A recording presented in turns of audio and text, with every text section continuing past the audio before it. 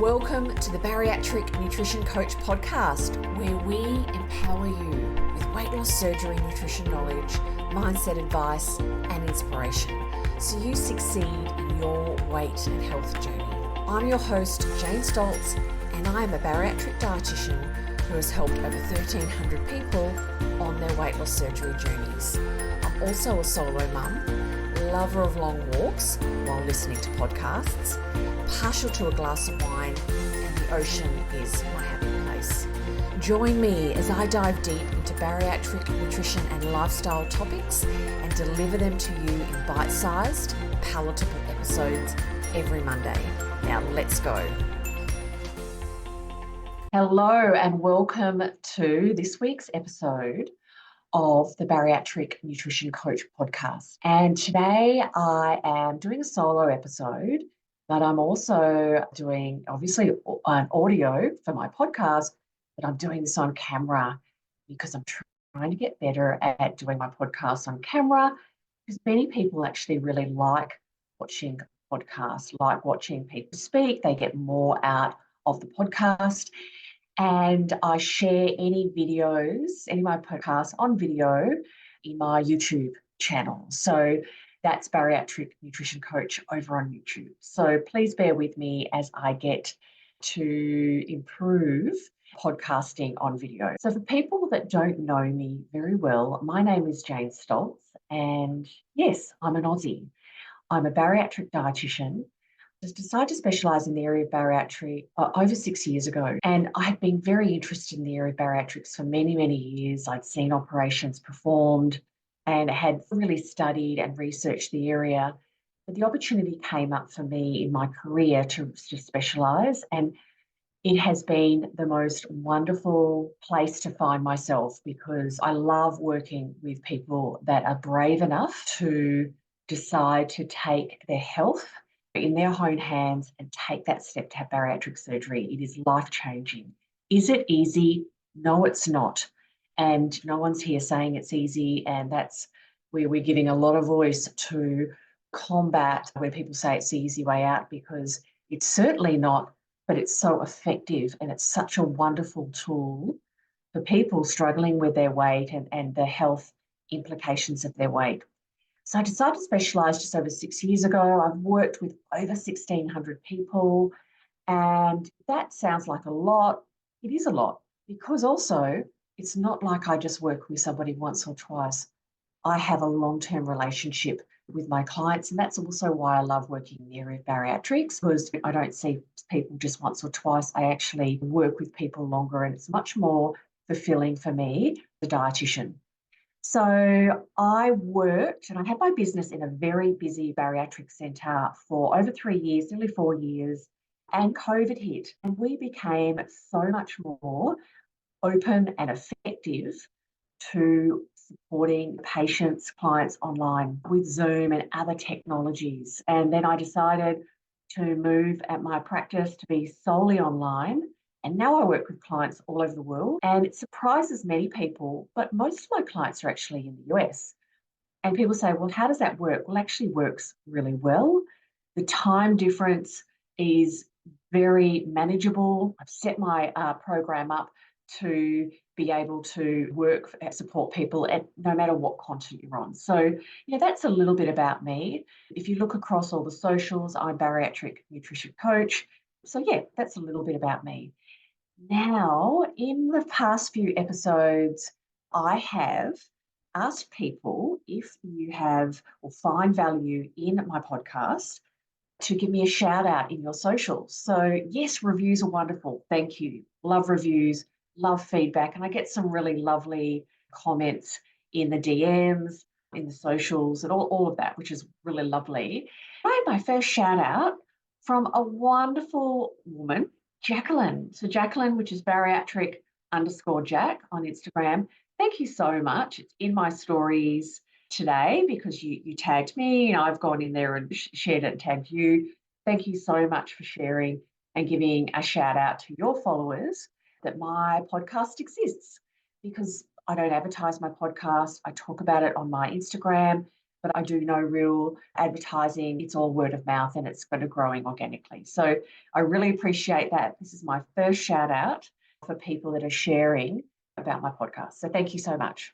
So that was a whole lot of chat. And now we're going to get into the actual episode. And I have calling this episode Slower Weight Loss After Weight Loss Surgery, 3 Mistakes I See People Making. Now, are these all the mistakes that I see people making? No, because there's a range of things people can do in their weight loss phase after weight loss surgery that can slow down their weight loss or get it to stop, okay? There's also those things that if they keep going, they will lead to weight regain. But these are 3 things that might come as a surprise, and I wanted to flesh them out a little bit because if you are in your weight loss phase after your weight loss surgery, you may find yourself struggling with these or doing these and not realizing the impact that they could be having on your weight loss.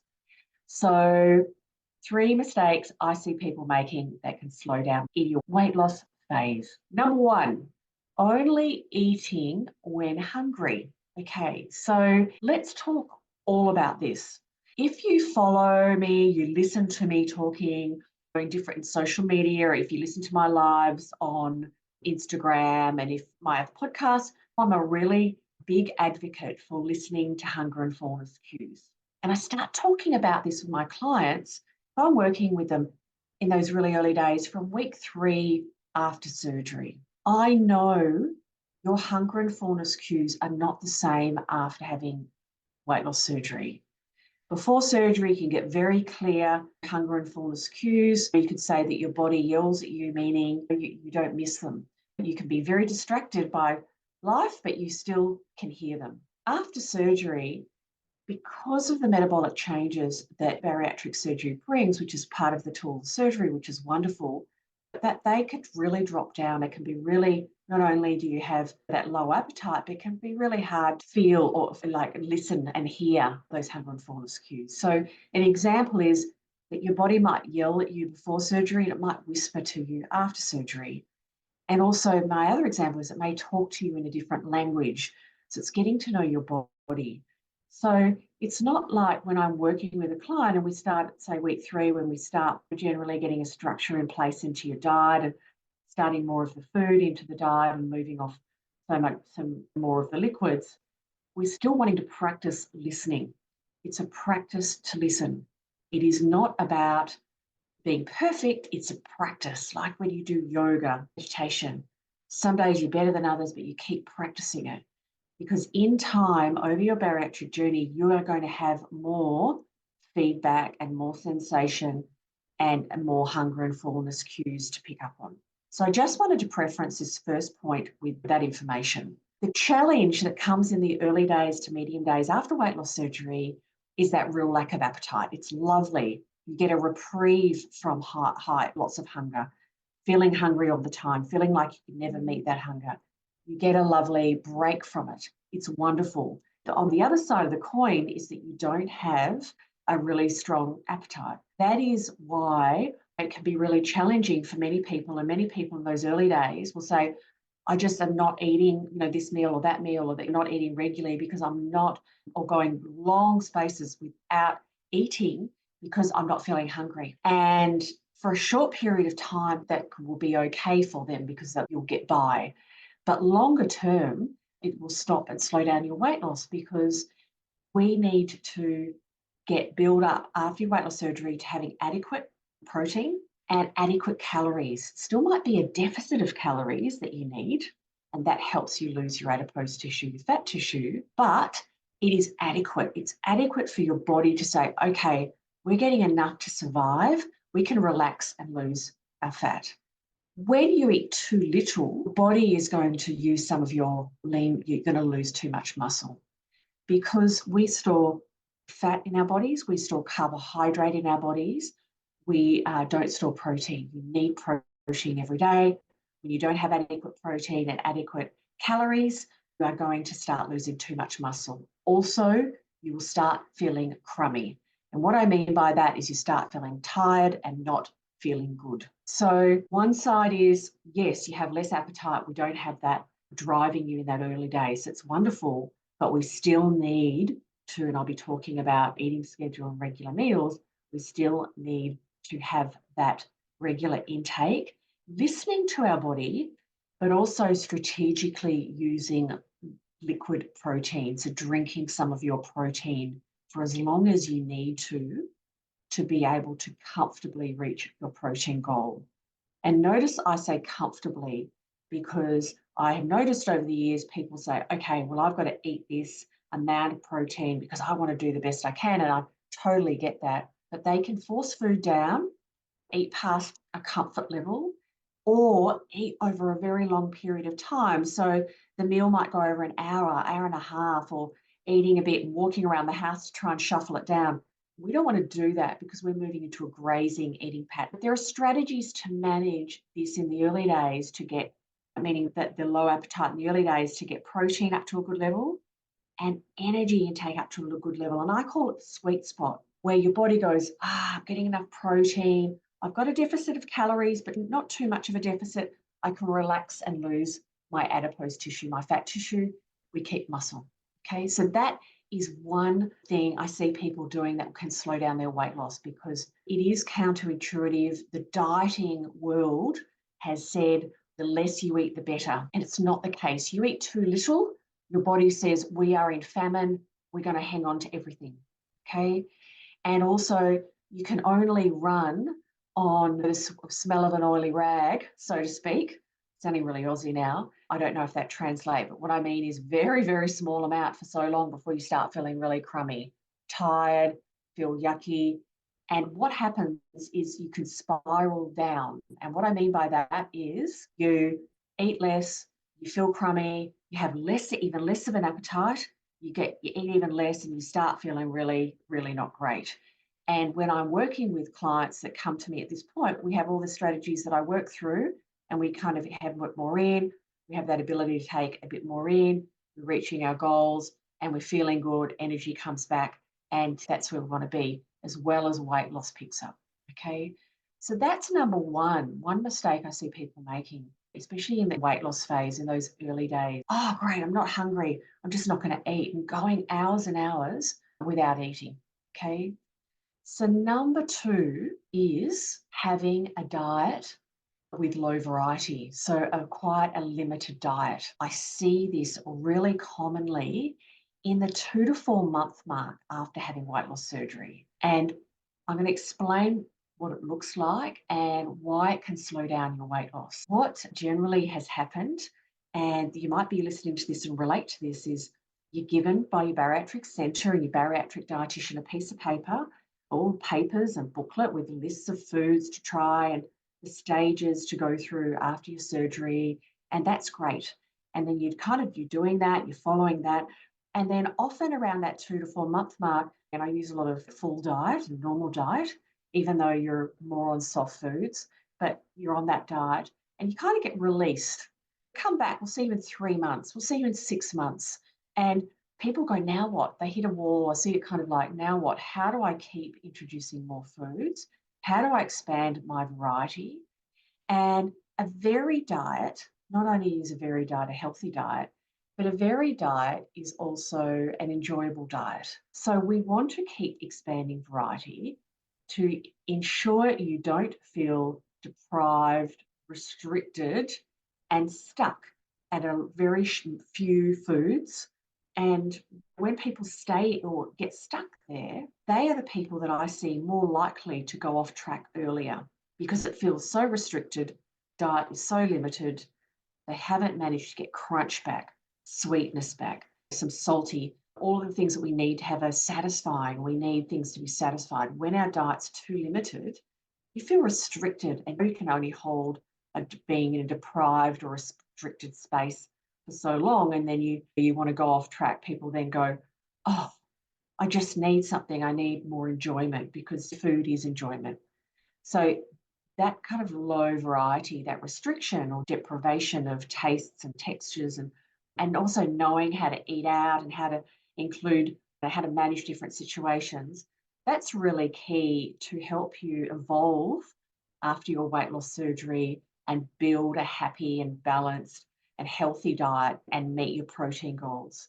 So when people are there, they're the ones that often go off track and go back into their old eating habits a little bit earlier, or they're back into those discretionary foods a bit earlier.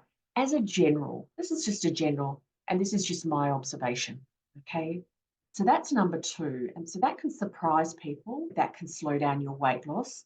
It is not the pieces of paper and the guidelines you're given from your bariatric centre aren't going to give you everything. They are geared up. Bariatric surgery centres are developed and set up and focus around bariatric surgery and by bariatric surgeons. Fair enough, it's all around surgery. The support that most centres give you is to recover and get back to an active diet and recover and all of that. And then you're released, I call it released into the world. Some will have longer term care and longer term options for you to come back, but it really depends on your centre. So what you're given by your centre is not enough. It's not going to help you with all those life challenges later on down the track. And just know that it's normal to get challenged at different points. So that is number two, mistakes I see people making that can slow down weight loss in your weight loss phase after bariatric surgery. Now tell me, is this you? You have had your bariatric surgery and you're feeling lost, you're lacking support and you don't know what to eat and when. Or you may have noticed after your surgery, your hunger and cravings have started to return and you are scared you won't reach your goals. You may have had some weight regain and you want to stop the weight regain and lose some more weight. You may be pre-surgery and you want support to be fully prepared for your weight loss surgery journey. If any of these sound like you, then listen up. I have developed my Bariatric Nutrition Bootcamp just for you. My coaching program provides education, coaching and community for people getting ready for their weight loss surgery and at every stage after their surgery. There are 4 key areas that I focus on with my clients in my Bariatric Nutrition Bootcamp. One is the bariatric nutrition basics. You will learn what and how to eat so you feel satisfied, reach your protein and fluid goals and have less cravings, and know how to manage your hunger in the future. Meal ideas and meal planning. You'll learn to plan meals and snacks that you like, so you have great options on hand when it comes time to eat. Also, we focus on mastering weight regain habits, identifying any habits that are stopping you from reaching your goals and create manageable strategies to get back on the straight and narrow so you can manage your weight for the rest of your life. And also, I focus with my clients in my Bariatric Nutrition Bootcamp on learning to trust your body and food. Start to enjoy your food again by relearning to listen to your body cues so you have less guilt and improve your relationship with food and your body. If you are ready to maximize your weight loss surgery results, feel confident in your journey and be led with support and expert guidance, then the Bariatric Nutrition Bootcamp is for you. If you would like to know more about my coaching program, check out the link in the show notes. And number 3 is never establishing a regular eating schedule. And if you listen to other podcasts and social media and things I talk about, I bang on about this a lot. And I'm going to go through the reasons why I talk about it all the time. So if you've heard about it, you might have heard about it, but hopefully I'll bring some new stuff in. But it's so important. So many people before having bariatric surgery have an irregular eating schedule. Not all. Some people are very scheduled. Their life, their personality leads them to be scheduled. But many people, it's not something comes naturally. Their work, their life can be quite irregular at times. And you can eat before surgery enough larger meals that can sustain you for many, many hours. And you can get by eating irregularly and it can just be grab and go. And that can be how you've eaten for many, many years. That will not serve you well after weight loss surgery. It can be a really big shift for people to move from that before surgery to regular eating. It can take time. There's a lot of personalisation that's needed of how to set it up in your life and really establish eating regularly. And it is so essential after weight loss surgery for many reasons. It's really challenging to reach your protein goals and eat enough after weight loss surgery without eating regularly. We need to chip away with all your small meals across the day to reach your protein goals. Okay, cannot eat enough at one meal to give you half your protein goals and then eat another meal and you're done. Also, if you don't eat regularly, as I mentioned right in the first point, you're going to feel crummy. But we need to kind of chip away the protein goals over the day to reach that final total. Also, when you have a regular eating schedule, it gives you some really nice, distinct chunks of time to drink. Sip, sip, sip, sip. We don't want you to be drinking before and after eating. So when your schedule is not regular and you're not really conscious of when to stop drinking, then it's like, oh, okay, I've been drinking, but I've only got a few minutes to eat and I can't eat when I should be eating because I've been drinking. And it gets all very tangled up. We really love it. It's great to have a regular eating schedule where you have these really nice, distinct times. I've got an hour and a half. Okay, let me get through this amount of my glass or bottle or whatever it is to sip, sip, sip and work towards my fluid goals. You feel better at the end of the day when you've had enough to drink. Okay, regular eating as well.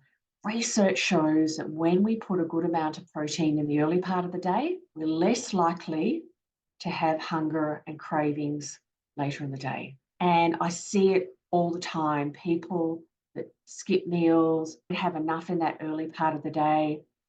When you're getting later in the day, your body is going to be saying, hey, we haven't had enough to eat today. I'm behind. Even if that hunger is not top line or top at the surface for you to feel it really strongly, you still have cellular hunger. This is the challenge after bariatric surgery is those hunger and fullness cues in the early to medium days aren't really loud, aren't really prevalent. You can be very busy, and if you don't practice listening to them and tuning to your body, you can miss them. But it doesn't mean you don't have cellular hunger that's saying when you walk through the door after work, I need to eat something. And what's the very common, get home, want to have a little bit of something, eat dinner, then keep eating after dinner because you're trying to catch up.